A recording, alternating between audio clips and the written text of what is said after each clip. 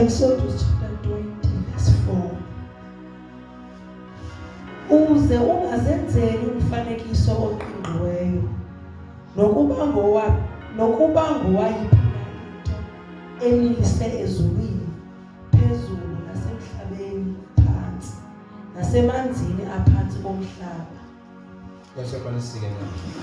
Ebesithini uverse 3. Uze ungabi nathixo bambi ngaphandle kwakho. Uze ungabi nathixo bambi ngaphandle kobani? Ngaphandle kothixo. Uzingabi nayo enye into othi iluthixo kuwe ngaphandle kothixo lo uluthixo. Kwasekwalisikela. Now sijonga le verse ke ngoku ithi uze ungazenzeli umfanekiso. Kwasekwalisikela. Ungazenzeli ntoni? Ungazenzeli umfanekiso wanto. Ethweni ke le nto? Eqingqiweyo, ebunjiweyo. Kwasekwalisikela. Ngenjongo yoba le nto ibunjiweyo uzokuyinqula. Kwasekwalisikela. Because njengoba besesitshilo kuverse 3 sathi iproblem yale nto into abantu kwakukhona izithixo mos. Izithixo yayizizinto ezibunjiweyo. Yayiyona fashion yokukhonza izithixo kulagini. But kweli lethu ixesha akho nto ibunjwayo, akho nto iqingqwayo. Kwasekwalisikela. More than uba kusenziwa, kusenqulwa izinyanya. Kwasekwalisikela. Hey? So into esenza into yoba singabiyo part yazo yile nto ithe iBhayibhile singazenzeli umfanekiso. But ke nakweli lethu ixesha abantu bayawenza umfanekiso oqingqiweyo. Basekhona abantu abenza izinto ezithena izandla ibe ngaboyesu babo abo, bayenze ke bayifake igolide bayithini. So asinade sithi azikho zonke. Kwasekwalisikela. Futhi ubabona into yoba bayayithanda nyhani le nto kangangoba uba ngabana uzawuthetha uzawuqala phakamise le nto yakhe athi ngumnqamlezo. Abanye baneento ebazibiza ngomnqamlezo bathi kuthiwa yimnqamlezo. Senze into yoba zisekhona ezi zinto azidanga zaphela qha indlela enzulu ezazisenzeka ngayo kudala ayiyo. Ngoba ngalaa xesha umntu esakha into noba ingakasasibhidi ayibeke phaa ikhamise imngele. Kwasekwalisikela. Right. Uthi Isaiah 42 verse 8.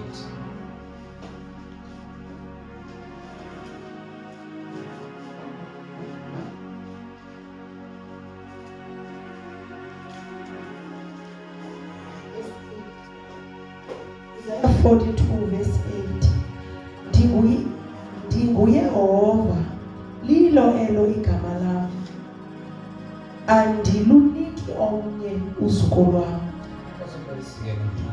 Uthini? NdinguYehova, lilo elo igama lam. Okay, sasuyigqibeze. NdinguYehova, lilo elo igama lam, andiluniki omnye uzuko lwam, nendumiso yam andiyiniki imifanekiso eqingqiweyo. Ya, le nto ke ifana nalaa nto ibibuzwa izolo. NdinguYehova, lilo elo igama lam. nguThixo, yiyo ke leyo itayitile yakhe. But uYehova lilo ke elo igama lakhe. Kwasekwalisikela. Now niyabhideka ngoku xa ndisithi uThixo yitayitile. Mhlawumbi abanye benu andithi jonga kaloku kuba khona uThixo waseSefavayimi, kube khona uThixo wase-Ekron, kube khona uThixo waphi, kodwa ke uYehova waseSefavayimi. So zabe khona uYehova wase-Ekron, uYehova. Kwasekwalisikela. So nguYehova, lilo ke elo igama lakhe. Kwasekwalisikela. Ayivele? Alright. Uthi ke ngoku uThixo into edala uba ndingafuni into yoba ndibe nabanye ooThixo, it's because andiyishiyanga ndisherishe namntu andihlulele namntu ngokuqaqawula uba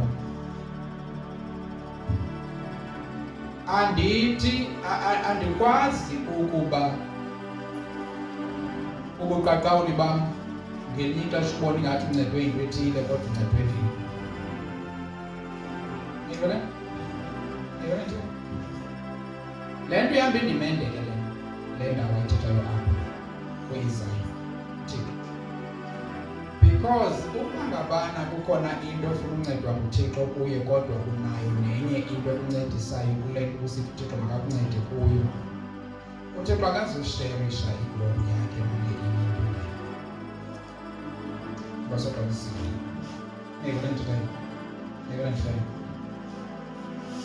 Ukuba ngabana mhlawumbe uthi uThixo ngumphilisi but again uthembele nasemanzini, then uboyazi uba uThixo akazusherisha iglori yakhe engumphilisi plus namanzi. Basoqalisile. Is either funeka uvele ubeke ithemba lakho emanzini uphile ngamanzi ke qha umbeke ecaleni uThixo because akazukwazi uba yena aluhlulahlule usuku lwakhe okanye akunike itshansi yoba uthi uThixo undincedile ngala manzi. Uqalile ke ngoku ukuthini? Ithi apha kulo uthi ngiyeva uThixo andithini?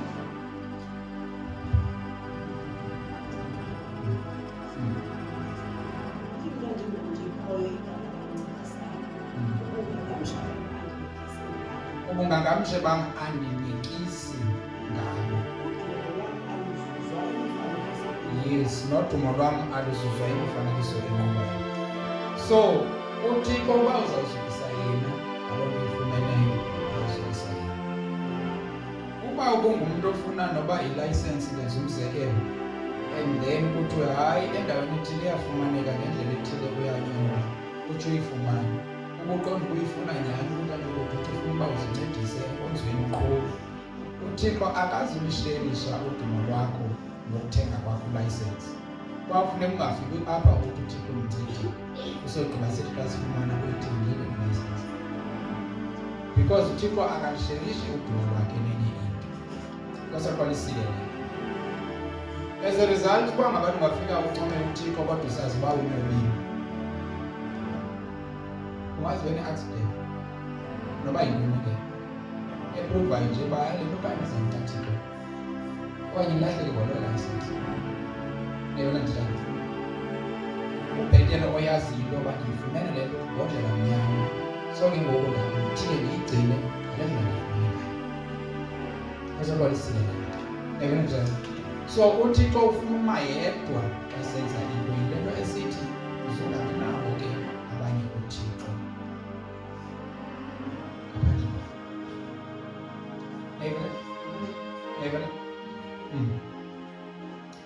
Ikwanjalo ke bazalwane bethu, noba na ufuna umsebenzi, noba ufuna ntoni na, ukuthembele uThixo, thembela uThixo. Ukuthembela esiphondweni, thembela isiphondo sakho, umbeke ecaleni uThixo.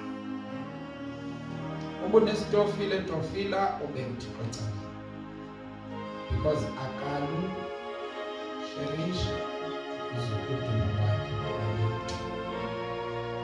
Kwasaqalisikelela evelentile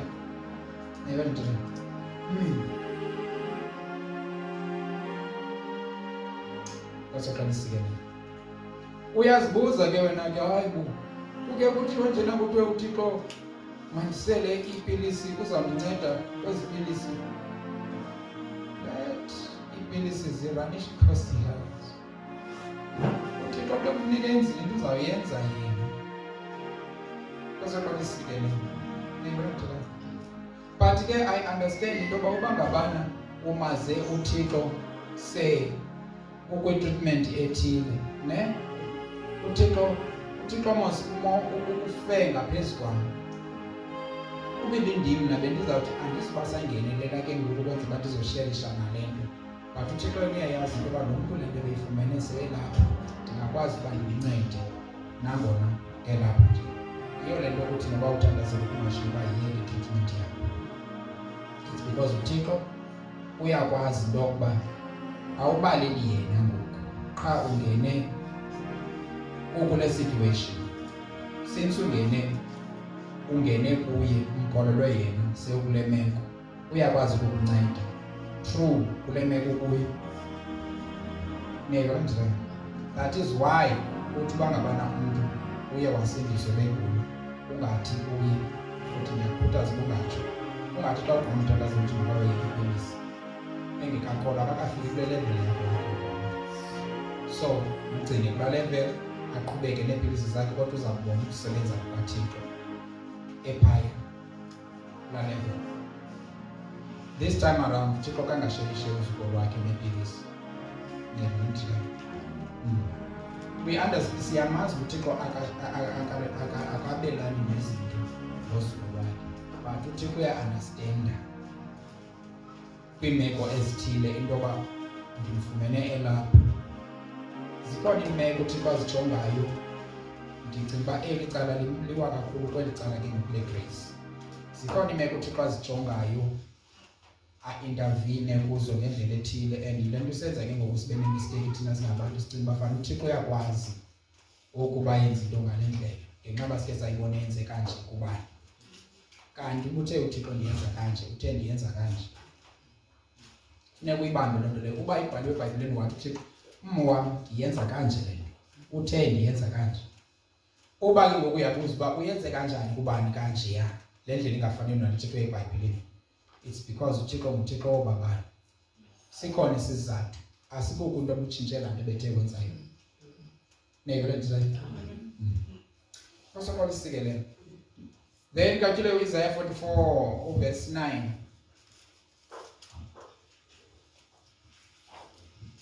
Uthi ke nendumiso yakhe akayisherishi nomnye umuntu, okanye akahlulelani naye ngomnye umuntu, okanye nezinto ezakhiweyo ezinto imifanekiso. 44 verse 9. Verse 9. Abayili bemifanekiso eqingqiweyo bonke bephela baluchuku. Uzungakhi intoni? Uzungazenzeli intoni? Isizathu sithini? Not unless now ufuna uba nochuku. Ngazobalisikelela. Because abayili bomfanekiso oqingqiweyo banochuku. Andiyazi bayithini zithi banochuku, andilazi banochuku na oluya. Ingazobalisikelela ngafunda pha kuwe mama sina. Imifanekiso eqingqiweyo yimfeke. Nanso into endiyaziyo. Hey. Isixhosa sike sihambe indima esiyithandayo. Ithi banochuku kodwa isimanga kuthiwe imifanekiso eqingqiweyo yimfeketho. Ngamanye amazwi umuntu owenza umfanekiso oqingqiweyo uyadlala, udlala ngexesha, yimfeketho leyo. Uyabona? Suke ngobisuke ithi ke isixhosa banochuku, ndingazi ngokuba uchuku losilo ungena ndawo mna. Ingazodwa isikelele. So ithi imifanekiso eqingqiweyo yintoni? Yimfeketho. Xa kusithiwa into yimfeketho kuthiwa ngamanye amazwi yinto engento le nto ithi yimfeketho. I think nami yivese kulapha. Ingazodwa isikelele. Masicasela ngemfeketho sicela ngento engekhoyo, andithi ngento engento kukuwesta kwexesha kuthi uyafeketha njengokwenza le andithi ihamba kwazingaba kuthi uyafeketha nje ngesilungu bekuzathiwa yi-vanity. Kaseqala isikelele umoya into engekhoyo. So uthi akwesizathu soba uzekele umfanekiso oqingqiweyo because umfanekiso oqingqiweyo ngumoya, feketho. So ke ngoku ungasuka kuThixo uyokhonza imfeketho, not unless awubhadlanga ni.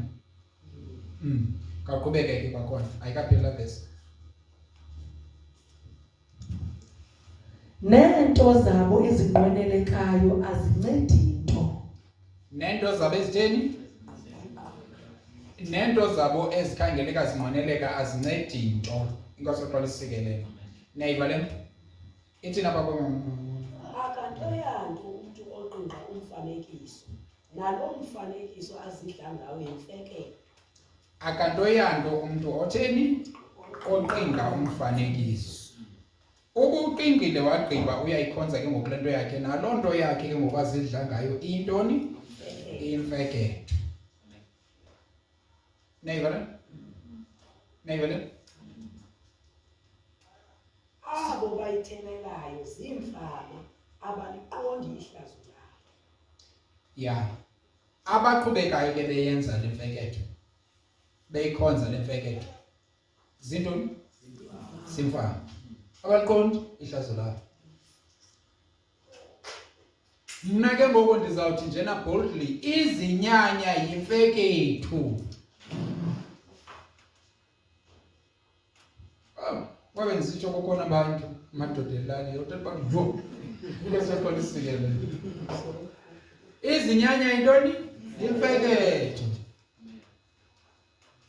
Ngamanye amazwi akho kwanto ezinceda kuyo. Uyabazi abantu indlela babeyikholelwa ngayo imifanekiso eqingiweyo.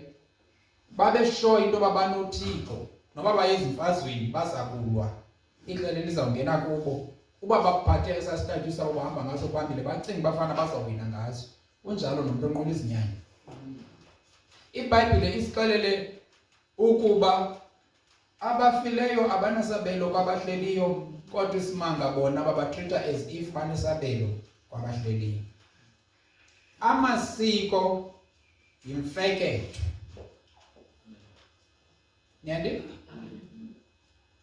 Nayonto imbeleko nembophelelo nentoni zintoni amasiko zonke kodwa zonke ezo ziyimfeketho. Kwaseqola isikelele. Nayibona? Because azincedi into. Ngalendlela ithi iBhayibhile ukunqula izithixo kuyimfeketho. Nayibona nje le. Engandithusa ukuthi kanti ukuthi hey akayazi. Umntwana wayeka uchama mhlawumbe ngicela. Kwaseqola isikelele. uSathane uyakwazi ukwenza into obuyikholele. Akohlulwa into kulondolele. Menza umntwana akho achame jwa. Even ngokumxelela ibhokwe amenza yeke uchamuko. Ngoseqoliseke so that when uzukholelwe kule nonsense. Neyondlela. Neyondlela.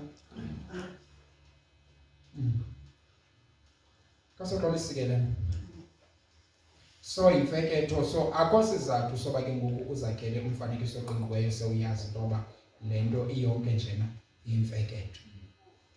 Nenye into ke bazalwane eyimfeketho umuntu asuka akhonze yona endaweni bakhonza uThixo. Nenye into umuntu aphakamisa yona endaweni baphakamisa uThixo kodwa ibe ingamncedi nganto. Akulunganga ukuyenza kuba kuyimfeketho. Neighbor? Amen. Awuzuyenziswa kuba ukudlala ngexesha lakho kuyenza. Amen. Right. Kafunde uverse 10 ke wala 49. Kula 44. Njengoba ufunde uverse 9 nje. Ngubani na oyile uThixo wakhida umfanekiso ongenakunceda nto. Yabona onke amadlelane awo ayakudana. Neengcibi ezo zasebantwini na mababuthelane bonke bephela.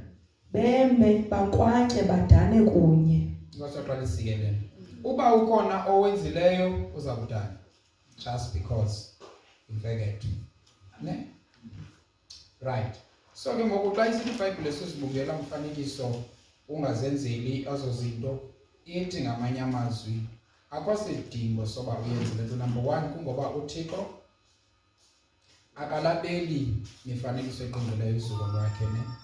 Akahlulelanani nozuko lwakhe ngalo ndlela ibekwe ngayo iBhayibhileni yakho nemifanekiso eqingileyo. Uzuko lwakhe qha kuphela. Indumiso yakhe qha kuphela enguThixo. Akayishelishi.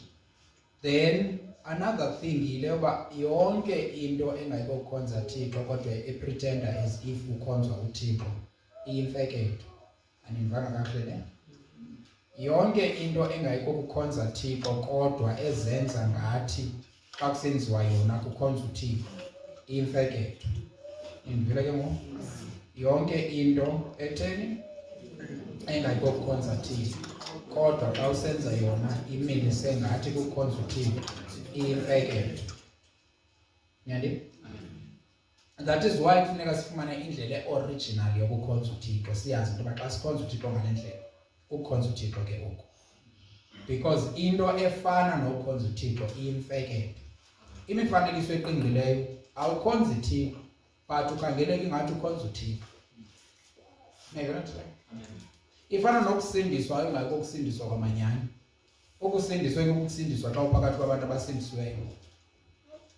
Ukhangeleka ingathi usindisiwe but inyani loba usindiswa because xa uphuma usiya kwabanye abantu abathetha le nto ithethayo abakwaziyo urelate nabo ngaphandle kokusindiswa ushiye ungasindiswanga. So yi-pretense yokusindiswa ke leya esinokuyifanisa nokukhonza izithixo. Niyabona nje? Xa usenza into yenza yona clean ngendlela ekuthiwe yenze ngayo. Ungenzi imfeketho kwakule nto uyenzayo. Sokuthi uyakhonza usogqiba uthi ekhonzeni kwakho wenza imfeketho ngokukhonza kwakho. Niyabona nje? Niyabona nje? Ibuyele ke ngoku apha kuthi uthi uyakhonza kodwa ufekethe ngokukhonza. Niyabona? Njengoba besitsho apho ongezo. Niyabona nto bazalwane? Osoqala isikele. Alright, then ke ngoku sijonge ukuba uYesu uthini yena ku-4:23 kaYohane.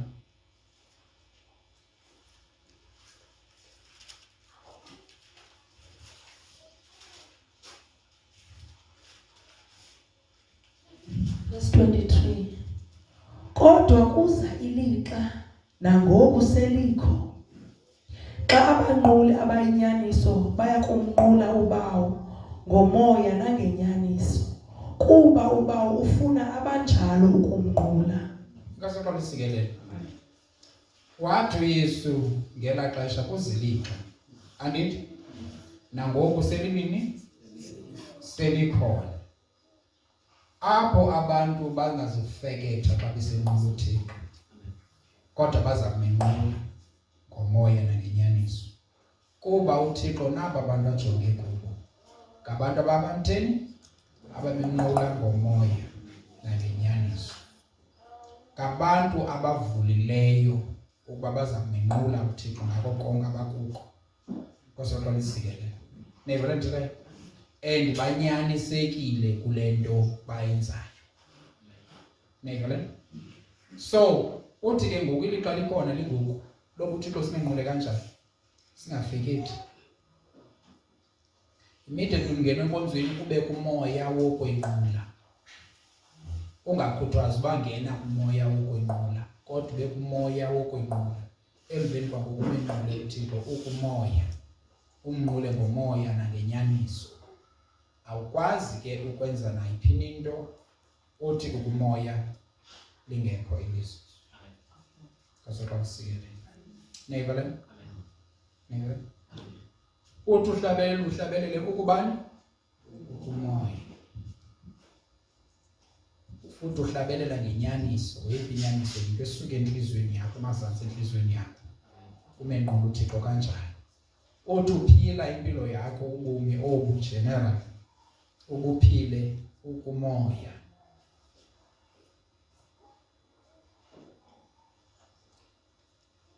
Asimane singena kumoya simane siphuma bazalwane. Nditsho sawubheka umoya. Ngoba uThixo angathetha nawe ubheka. Angathetha nawe utshayela. Angathetha nawe uhlamba izandla. Usenza nantoni na? Usebenza. Ukufunda into usebenza nje uqonda into yoba ithi yonke le nto. Uthi kwatyhila into ngento obuyenza noba uyasinda noba wenza ntoni na but kusuke kutyhileke ilizwi kule nto uyenzayo. So lonke ixesha kumoya umane ungena uthi ke ngoku xa ndisenza imisebenzi yasekhaya ndiphumile kumoya. Ndingakhe ndifake neengoma zelizwe ndiyeke zona kuba ndisaphumile ngoku ndizaphinda ndiyongena kumoya xa ndisenkonzweni. No, ukumoya lonke ixesha. Ukuba kumoya kuthetha into yoba siziphinda sisebenze. asiziphinda sizenze ezinye izinto sizawunqula oko. Ayiyo loo nto into ethetha into yoba masihlale sikumoya. uThixo simenqula ukuvuka kwethu side siphinde siyovuka kwakhona. Ngoba naxa silela ndizothi side siyolala ngoba naxa silela uThixo siyamenqula. That is why ke sihlaselwe izinto silele sisilwe sizoyisi. It's because sisekumoya. Nevele. Now uthi uThixo ngokufuna abantu abazamenqula benalo understanding yoba umoya wethu zonke izinto masizenze sikumoya. Then uba singaqhubeka simenqula uThixo sikumoya ngeke sifune enye into ezawusupplementa ukwenqula kukaThixo. Noba ingunodoli, noba ingamanzi, noba ioile, noba intoni na asizuyifuna enye into ezawuzoxokomezisela ekunquleni uThixo xa sikumoya. Kuba sifumana laa nto constantly ithetha noThixo oko. Udriver usiya emsebenzini uThixo uyathetha xa icacile. Uwalka usiya evenkileni usiyaphi uba ngabana uhleli uzazi kusindisi uThixo uyathetha nawe. Never know.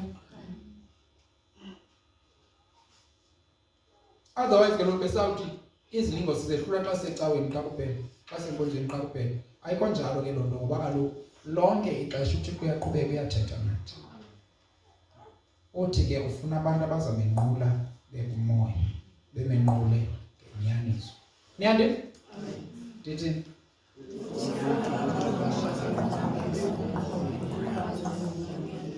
Dithi?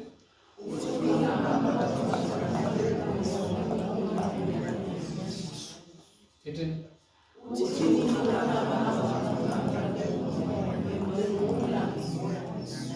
Ixesha lokwenza loo nto lini?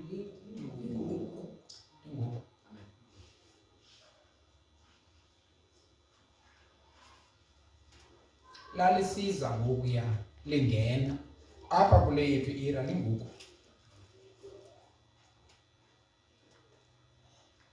Sokuthi sawonyishwa inkonzo. Hayi noko abakangeni seyingoma yokuqala.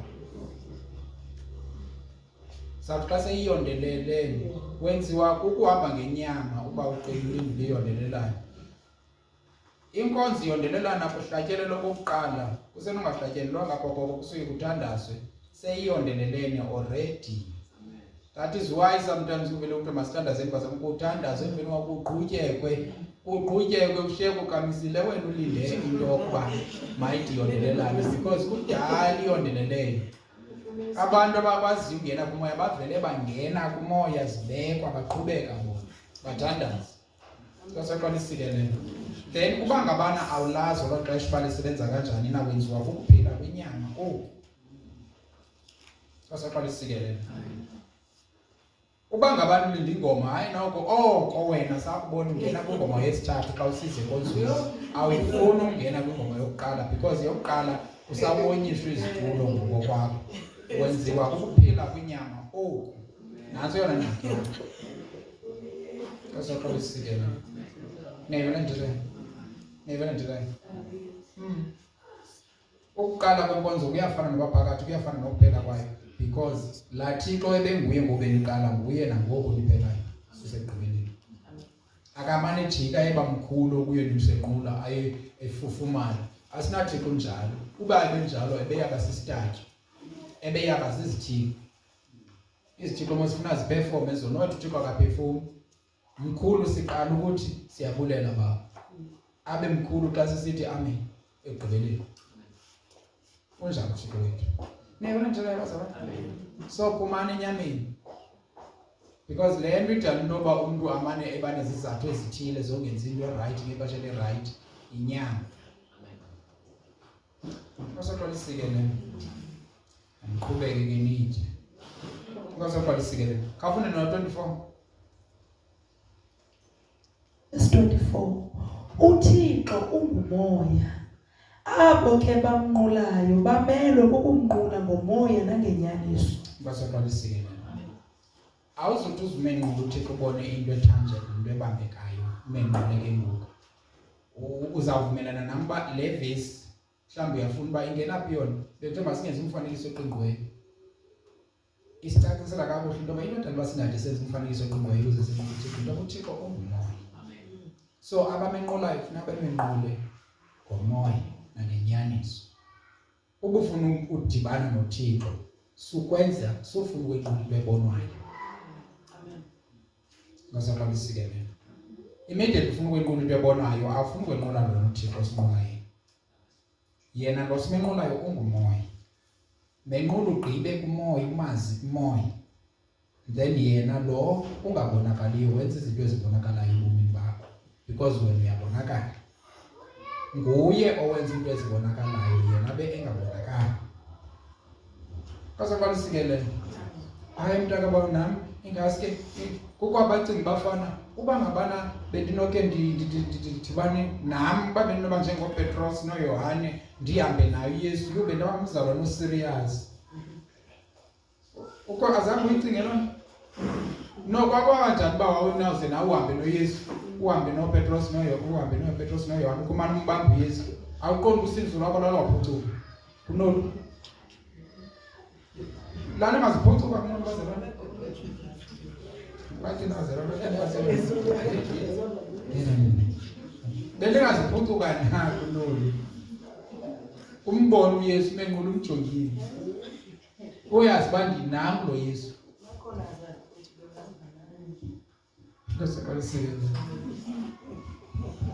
Wathi uYesu kubalekile into yoba ndife kwenzeke uba ndizofumana umoya oyingcwele. Wathi kubo aba bebehamba naye eyona nto ibalulekileyo kukuba mna ndife. Kuba ndingekafi anisikwazi uba nimfumane umoya oyingcwele. Kwesithi ngamanye amazwi eyona nto ibalulekileyo ebomini benu kukuba nomoya oyingcwele more than uba nibe nawo. Nayibona njalo eyona nto ibalulekileyo kukuba eyona period ibalulekileyo ukuthi yileyo yoba sihambe sinomoya oyingcwele kunalo ba sihambe simbone uYesu. Kaloku bona abebehamba noYesu uba uYesu usekrizana babesheka benayo uYesu apha emandeni. Uphi Yesu?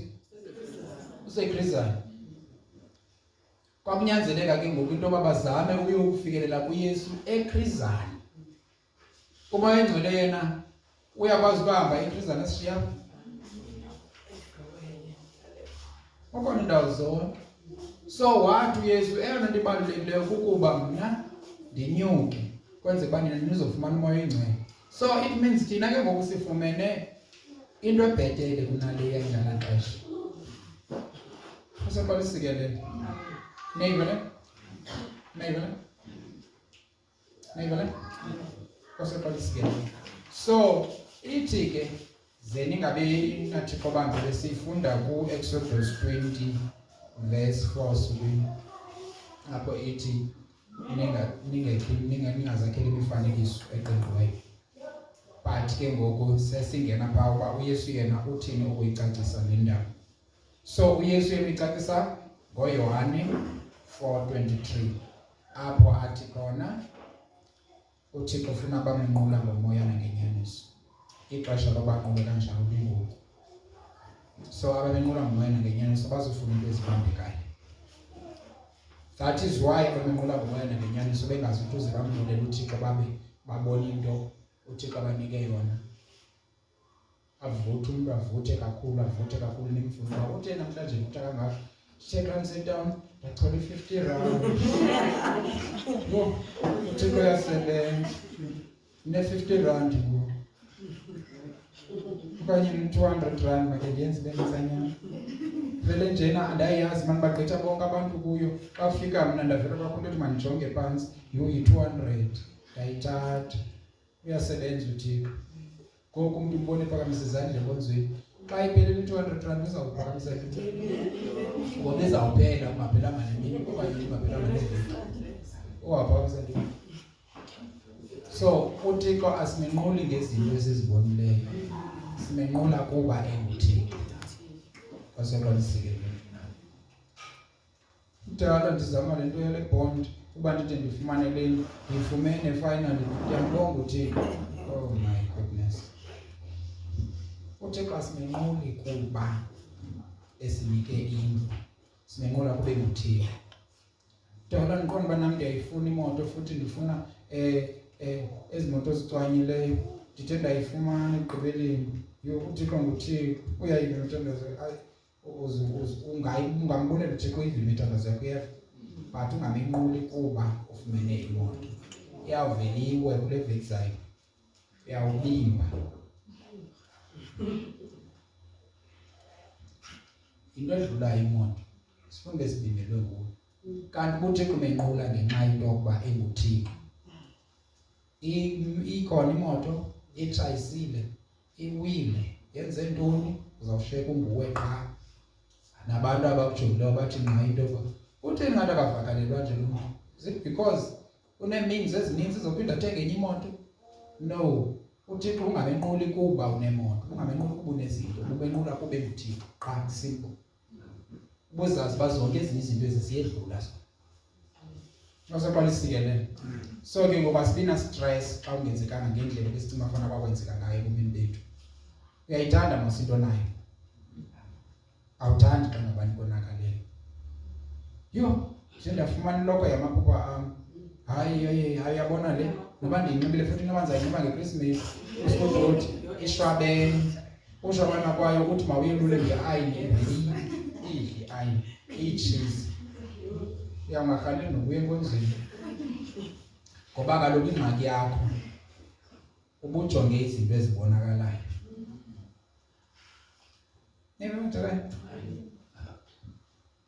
Funeka sifikelele kwindawo apho singadistedwayo zizinto ezibonakalayo. Zizabonakala zona lonke ixesha. And usathana uzawusebenzisa zona ukusilwa. Sebenzise into sinazo. Sebenza impahla ezethu azitshise ngeayini. Chaba kwakho iayini ilahle pha. Uzoyitshise ngamabomu ke. Ucinga ufana uthengelwe nje. Ilahle pha kodwa wayitshi uqhubeke nobomu kanye ke uyilungise. Ngaloo ndlela uyilungisa ngayo. Nayiphi into yonakeleyo mayingabiyo ekusengela phansi into abamnodi ukhonza uThixo uzawuthi mhlambe ucaba ungene enkonzweni uyinyama. Ngenxa konakaliswe into yakho. Kosekwalisiwe. uThixo ufuna babanqula ngomoya ngenyaniso ngoba naye uThixo ungumoya. Ne? Yes. So uba ngabantu esinqula ngaloo ndlela soze sifuna ukuzakhela into ezibonwayo. Sizamnqula nje ngoba enguThixo. Now make sijonge ke ngoku abasekolose chapter 3 verse 5. Abasekolose chapter 3 verse 5. Sibona uba baluthini lo. Kwabasekolose chapter 3 verse 5. Bubisani ngoko amalungu enu asemhlabeni. Umbulo, ukungcola, ukuthabatheka uhlazisayo, inkanuko embi, nokubawa okuyinkonzo yezithixo kona oko. Ukubawa xa ifike ekugqibeleni uthi ukubawa iyazibala zonke izinto ithi ke ngoku ukubawa kuyinkonzo yezithixo. Amanye amazwi kuyi-idolatry. Yilena sithi apha makunganqulwa izithixo andithi makunganqulwa izinto ezifonyishiweyo. Now iGrace icacisa kakuhle into yokuba yonke le nto siyinqwenelayo ngale mizimba yethu ikhokhelele kwenquleni izithixo. Mayibhujiswe. Andiyazi ke iGrace ethi hayi noba na ubonile noba wenze ntoni na uThixo usekhona use-available for you ngoba uthi umshumayeli weGrace zibhubhiseni izinto. Xa sithi zibhubhiseni uthetha ukuba singaphili izinto epolini sithi sisile. Andithi neyibona into bazalwana uthi masithi mazingaphili ipuni nesithi nisindisiwe. Uthi zintoni masiphinde sisijonge one by one. Bubisani ngoko amalungu enu asemhlabeni. Bubisani amalungu enu asemhlabeni. Umbulo. Mamelani. Into yokuqala efuneka itshatyalaliswe yintoni? Kumbulo. Uzawuva abantu ke abashumayela i-false grace besithi noba wenze ntoni noba wenze umbulo na soze ungangeni izulu ngenxa yaloo leyo. Uthi umshumayeli wegrace onyanisekileyo bhubhisa loo nto.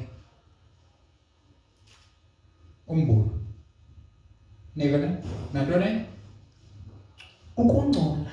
Nokungcola noba kokuliphi uhlobo ukungcola. Nevele?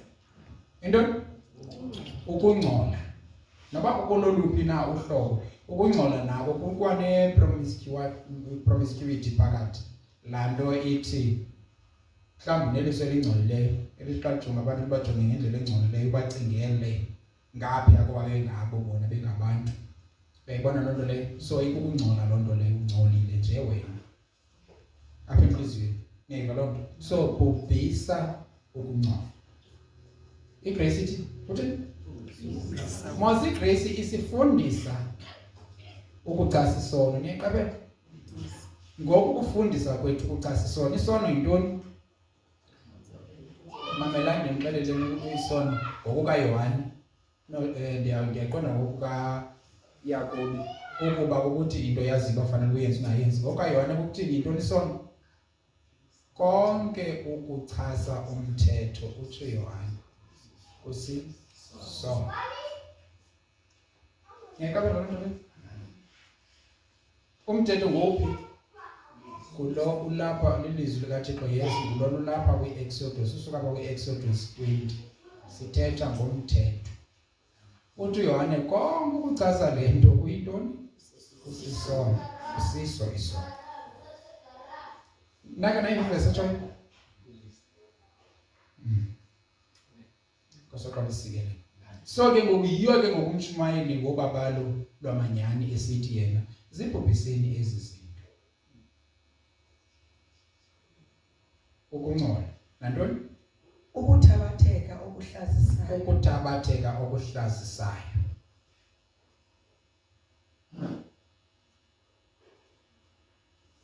sokuthabatheke njena uthi ngake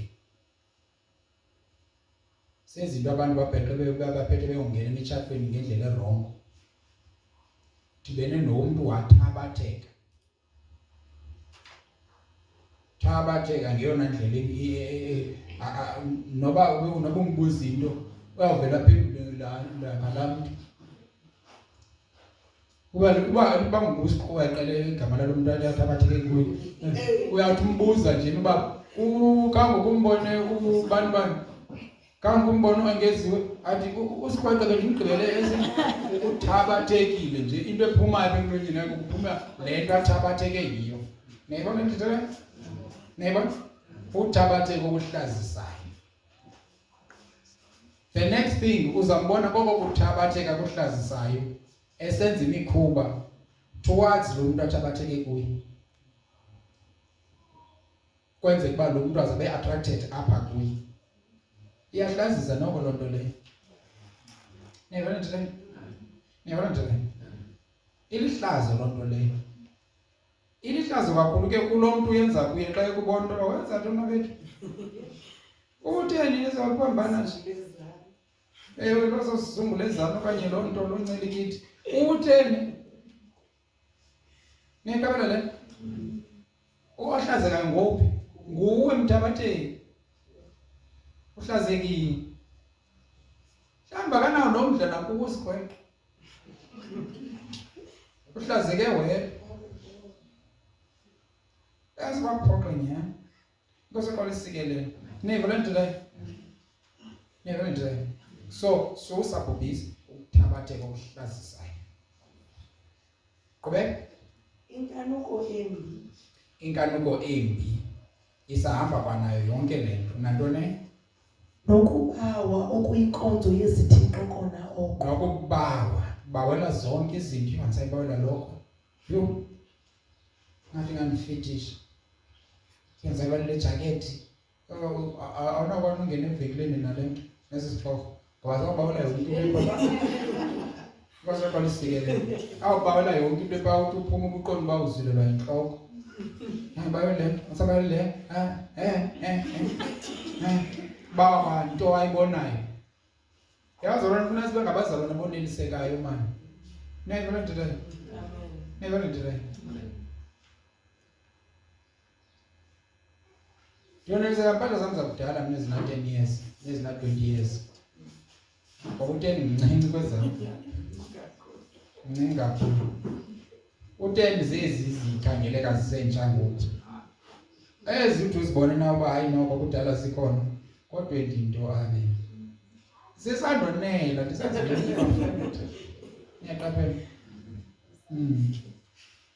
Eyona nto ndiyiqaphelayo kuba ndithenge into namhlanje ngomso ikrazukile ayikho okanye andisenayo sendidikiweyo andiyifuni kakubi loo nto. Ndiba mnetshamba xa ndibona igqiba u-10 years intoba ayinoko indiseve. Xa igqiba u-10 years hayi indizamile indiseve. Then ke ngoku ndilindele ukuba iye phaya kwiligasi 20. Uzoqala isikelele. Neva le nto leyo? Uzoqala isikelele. So igrace ithi bhubhisani. Nivi? Funda u6 ke ngoku qhubeka naye. Eza ngenxa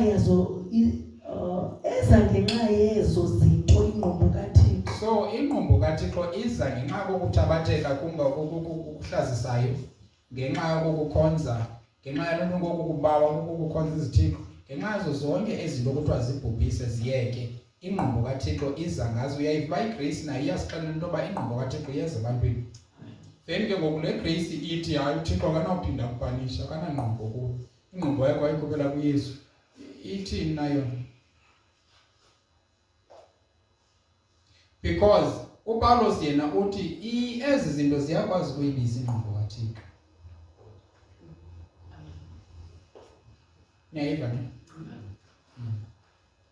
Ziyakwazi ukuthi ukuyibiza ingqondo kaThixo. Qhubeka. Eza ngenxa yezo zinto ingqondo kaThixo phezu kwabangevayo. Phezu kwabatheni?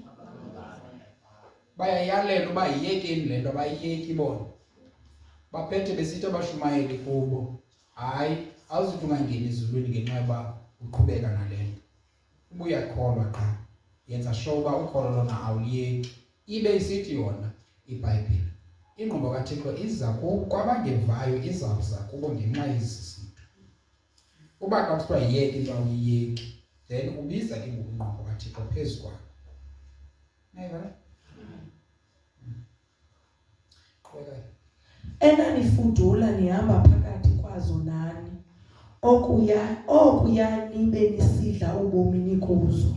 Inkosi kwalisikelele. Nani ke sonke sisuka kule nto yokuba besizenze ezi zinto sasindiswa. Ngoku aba bantu kuthiwa mabaziyeke izinto ngabaphi? Ngaba basesehlabathini? Inokushunyelwa kubani apha? Kushunyelwa kubantu abasindisiweyo. Kuthiwa mabaziyeke ngoba ezi zinto babekade behamba kuzo besehlabathini, xa zizawuphinda ngokubamba kuzo belapha ekusindisweni. Ngoku umahluko phakathi kwabo nabantu abangasindiswayo. Nantsi yona nto ithethwa nguPawulos apha. Nani fudulani kuzo nani ezi zinto. Nani ngeva nani. So ke ngoku kuba niphinde nafika nalapha nangeva, ingqondo kaThixo ngoku niyayibiza. Because ihleli izawuwela bona aba bangevayo bona. So nani ke ngoku nisindisiwe uba niyaphinda nisalaza nto zasehlabathini nize nazo apha enkonzweni nizithathe ngoba zilungile, ibiza ingqondo kaThixo ke. But igrace isixelela into yoba ukonza izithixo ngoku ayikho kwakha isithatyu. Upopayi ile nto yinto nale unodulo mepha unquleyo. Kukwenza izinto ezinjengezi okukubawa. That is greediness. Andilazi lona gama limnandi singalibeka phezulu, lona gama lesikhosi elinomngena kule nto. Ukurhala, yona isithi ukubawa. Ithini yona manje ngakathi kathina ngale kwakubawa. Nani ke ngoku naningekaguquki, nani ziphethe ngomhlobo. Ya. Ayisigqibezele njena uverse 5. Xa siyapha ekugqibeleni okanye vele umfundi usuke eqaleni uzawuyiva ke ngale ndawo endifuna. Ngoko ke yitshitshiseni iphele kuni imikhwa yehlabathi. Ukurheleka, ukungcola, ukutshiseka, inkanuko nokunyoluka. Ukwaluzifundo ezithile. Kukunyoluka, ithi kona kukunyoluka. Niyalivela igama uba likhangelekile kumnandi. Kanganto abanye abantu bangathi kuyathuka xa unobiza la gama. abazalwane mabayeke umnyoluka athi kanti kangayifunde kulaa Bhayibhile athi mawungathetha into ezingekhoyo eBhayibhileni. IBhayibhile ithe ukubawa lisazi beli gama lamkelekanga, kanti likhona igama libha qha ke liyayicacisa kakuhle ukuba intoni unomo wayo xa yonke le. Niyayiqaphela? So makususwe nantoni? Nokunyoluka nokubawa. Kwasokwalisikelelo. Alright. Ethi ke inkqubo kaThixo iza kwezo zinto andithi? Busenza uverse 6 ne? 7. Or ithi nani njalo andithi? Yes. Uthini ke ngoku Izityelelo chapter 19 verse 10. Izityelelo chapter 19 verse 10. Ndawa ezinyaweni zaso ukuba ndiqubuthe kuso. Sithi kum, lumka ungenjenjalo, ndingumkhonzi kunye nawe. Ubona ntoni ke ngoku apha uYohane isithulu? Ugqiba kwakhe yena uthi ubona isithunywa aqonda into yoba yeyi ndibona into enkulu athi aqubuthe aqubuthe. Sithini isithunywa? Suka nceda. Ndiyayazi uSatana wayelahliswa yile nto ezulwini. Sulinga uzenza loo nto kubo. Ndingumkhonzi nam njengawe. Ngamanye amazwi akufanelekanga ukhonze enye into, khonza uThixo yedwa, ungakhonzi nezithunywa ezo. Xa sithi ke ngoku ungabi nabo abanye uThixo, uthetha ukuba ungabi nazo neengeli sokhonza zona, ungabi nabo nokubawa okhonza bona, ungabi nazo ngokwegrace ukubawa intoni, ukungcola, imibulo, ungazikhonzi ezo zinto ezo. Ngoba uba ngabani ufocus kwezo zizithixo zakho, awukwazi nokumnqula uThixo ngenxa yezinto zizithixo zakho zizinto. Niyaqaphela? Uthi ke ngoku lona yena ucacisa into yoba nezithunywa nakakade ayizozikwinqula, owokunqulwa ngomnye ngubani? Thixo. Okay, kuseqhubeni. Ndingumkhonzi kunye nawe nabazalwana bakho abanobungqina bukaYesu. Qubutha kuThixo. Yes. Kuba ubungqina bukaYesu bungumoya wesiprofeto. So kwinto yonke oyenzayo qubutha kubani? Thixo. Qubutha kubani? Thixo. Nothi kwingelosi. Ingelosi yanqanda ungaqhubuthi ngakubo. Qubutha kuThixo. Ngoba mna ndingumkhonzi njengawe nabanye abakhonzi bakaKristu Yesu. Kuba ubungqina bakaKristu Yesu buyintoni? Bungumoya wesiprofeto. Kwasoqalisile. Niyayivana le nto bazalwane? Right. Isatsho isithi kuba ubungqina bukaYesu bungumoya wesiprofeto. Andisise ndithethe le ndisenayithetha nayizolo, kodwa ke ndalantuka ndajonga ixesha ndaqonda uba noba ndithethe namhlanje I still can. Kwasoqalisikelela.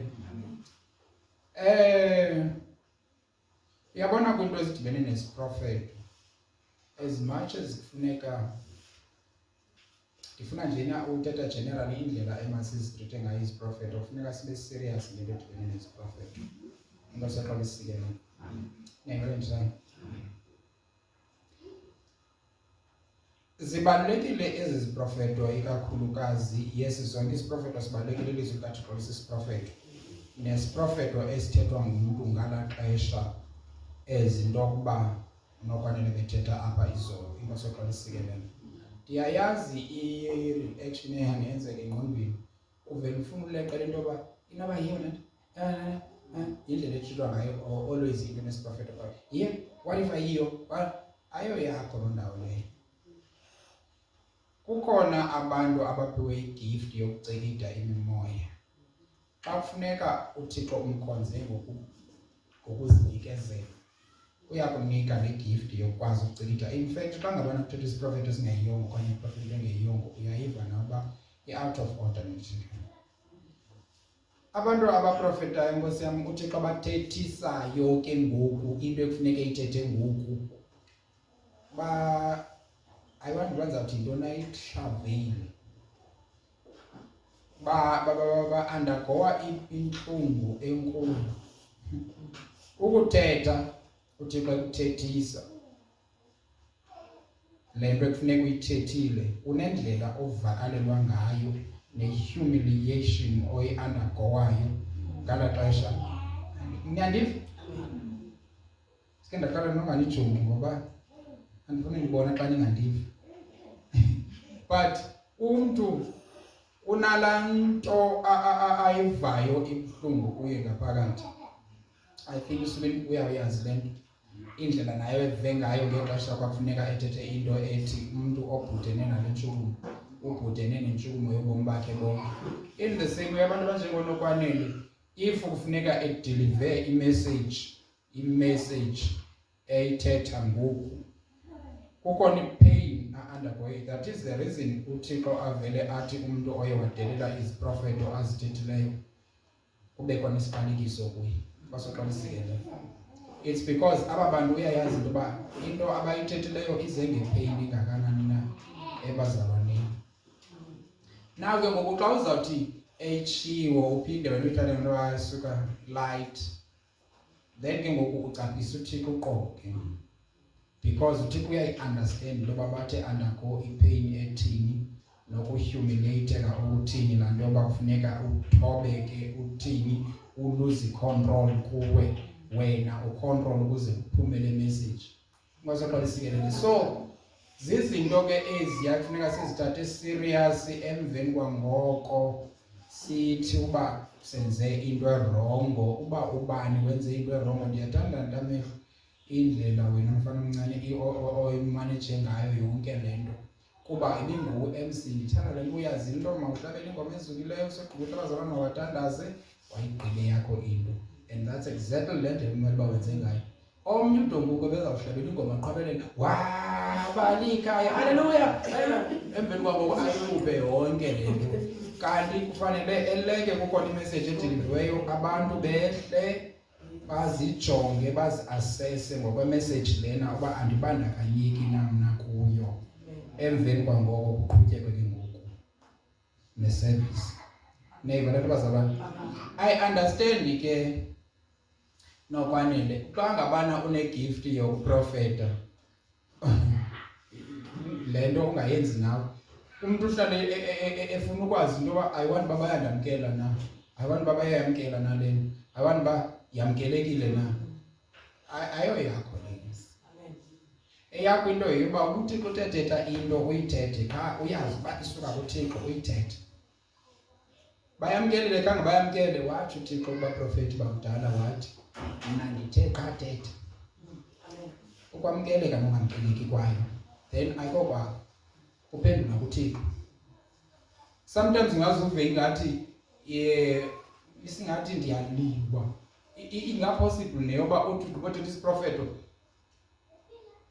kuthi kanti nam ndinikwe imessage ezawufika ibe ngathi iyasinyathela sasiprofeto. Then ke ngoku uzawuva ngoku ingathi ngoku inoba kayifuni kwala nto naye nale gift abayifuni, mhlawumbi kugqiba usukwini athethe ngento ke yena kabe ebefundisa yena, mhlawumbi athethe ngento ekhangeleka ingathi ichasene nento ekisisiprofeto oso. Nalaa into akungendawo kuyo. Uba ndichasene nayo ndim lo chasene endizawuphendula mna ngoba ndichasene. Kanti uba kufuneka nam ndishumayele ndenze eyam ke ngoku igift yasokuba yangathi iyanyathela ndibe ndisazi into yoba ndizazi kakuhle apha ngaphakathi andinyatheli le nto ibithethwe nguye. Ndizawuqhubeka ndiyithethe futhi nam ndingabi naxhala, nam ndiqhuba le yam ke ngoku into. But into apha ndiyakhona into yoba kufuneka sizirecognize ezi zinto. Aba bantu bava ipain before badeliver imessage ebandleni. So masizi-assesse sizijonge ezi zinto sizitrite ngendlela eyiyo. But ndiphinde again kwenzela uba uzungethuki mhlawumbi nawe wayitrita ngenye indlela. Ndithi kulo mfana Ntamehlo wenze kakuhle, uyazi into okufanele uba enze ntoni na. Basaqalisikelele ndenzela into uzuzibone ke ngoku nawe xa uzawuphuma ecaleni, ngoba thina sawuthetha ngoba uyayi-ignora then kufuneka uba ngoku sidile nawe wena uyi-ignorayo. Once kuthiwe isuka kuThixo okanye kube kuthetha uThixo, ihloniphe loo nto leyo. Uyayi-understanda, awuyi-understandi, uyayikholelwa awuyikholelwa but uthethe uThixo ihloniphe eyoba kuye kwathi nemva senzisho lanto ithi inditsha lento dalwa into ba kuthi nemva ndifuna la into ba bakhona bazawuthetha baxoxe. So in that case but still uba uthe uthi uThixo qaqala ubambe le ndawo uba uthe uthi uThixo uyabe then uba kuye bafumaneka into ba hayi ibingasuki kuThixo then ke ngokwakudilwa naleyo mba. So having said that ke ndizama ukukhuthaza into yokuba masibe ngabantu abamvumelayo uThixo athethe, because the more simvumela uThixo athethe kukhona uThixo azawuthetha ngakumbi nangakumbi asilungise phana. Masathiwa lisikelela but waqanqalaza first time uThixo akasiboni isizathu sothetha nawe because awufuni ukumamela xa ethetha. Masathiwa lisikelela. Ewe, I understand even nabaprofeti nokwanele imistake bangayenza. Xa wenze imistake siza kulungisa ngomoya wobulali sithi hayi apha ke ngoku asiva kakuhle. Sometimes naxa ndikubuza into yoba lena into ithini, it's not that mhlawumbe sendifuna ukulwa nayo ndithi ayiyo qha ndifuna uunderstanda sometimes because ifike yangqamana somewhere. Yayibona? Yes. So ndikhuthaza wena, ndikhuthaza nabazalwane ngoba uzadibana nazo izinto ezikhangele ngathi ziyi-friction ezingakuthemta ukuthi uyayeka. Into esiyinto ngumthixo asiyeki bazalwane. Kwathi nasike sive i-rejection sishumayela ilizwi qonda uba ndiyayiva i-rejection ngathi is either ayigqibhuzeli le nto okanye is either khona uthi andive kanje mna ukuthi andinqengele ezithethe. Bendixelele kusika. Yayazi nandiyivile. And ndabamba yona. Andikhathali ke noba ungatholo rejection ndizabe ndixelele ndikwenzele ube perfect plus uba ndithethe ilizwi ngoku. Uyayibona? Ayiziyo nto ezawuthi leyo ndiyekile uthetha, ndizawuthetha nangomso. Ndinyathele phakathi kwalaa ntshumayelo wevili. Uyayibona? Because sonke ke isibabalo sisebenza kanjalo senza le uThixo athi masiyenze rejection or no rejection. Siyaqhubeka siyenze le nto. uThixo sometimes nguwe uva ngathi urejectiwe kanti abazalwana bareject. Sometimes ucinga bafana abazalwana bayamkele into ethethayo. Wethuke xa beyingqina besithi indisikelele le ndawo indincede endaweni ethile. Wethu kanti babeyiva anike nive loo nto especially nina nishumayelayo. Anike nive loo nto lokucinga bafana hayi inoba khange iyethu ebantwini isingathi bonke bayethuka yile nto. Emveni kwako usibeve besithi yandinceda into eyithetha ngexesha elithile yandenza oku noku. Uyayixabela ube wena ubucinga bafana ingeni. Same way ke nawe ziprofeto kwenzeka izinto ezinakho ipini gift kwenzeka izinto ezinjalo. So into endifuna uyikhuthaza uThixo kunike into ethile yenza le nto qha wena wabona ingathi ignoriwe itheni, don't worry, yenza le uthunywe yona. Kasokrisi. Nivile le bazalwane? Okay, niyazive izinto? Niyazive? Bano yero mkasi kani.